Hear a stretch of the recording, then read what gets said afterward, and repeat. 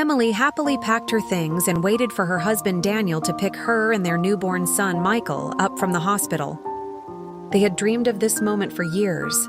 The nursery had been ready for months, the tiny clothes folded neatly in drawers.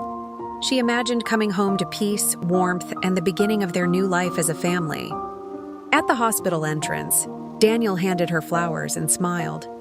"I have good news," he said. "I hope it means you'll come home earlier from work and help with the baby," Emily replied playfully. "Even better. My mom came to stay with us for a month. She wants to help." Emily felt her heart sink. Daniel hadn't asked her. He had simply decided. His mother, Margaret, had never liked Emily. From the very first day they met 8 years ago, she made it clear that Emily was not good enough for her son. She had wanted Daniel to return to their hometown after college, to take a job his father had arranged. Instead, he stayed in the city with Emily.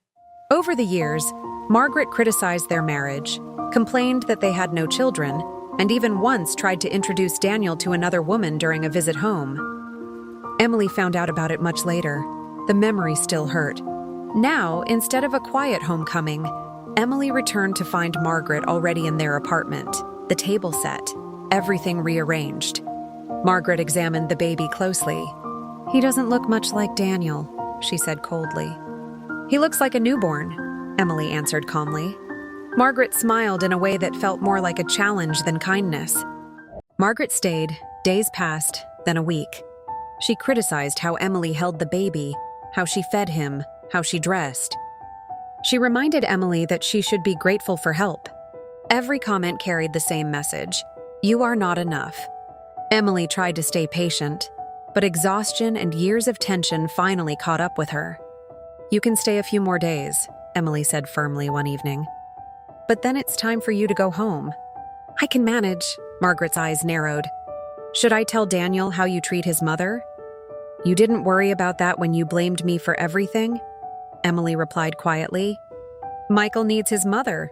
I will take care of my son." When Daniel sensed the tension, he finally stepped in. He didn't know every cruel word that had been exchanged, but he understood enough.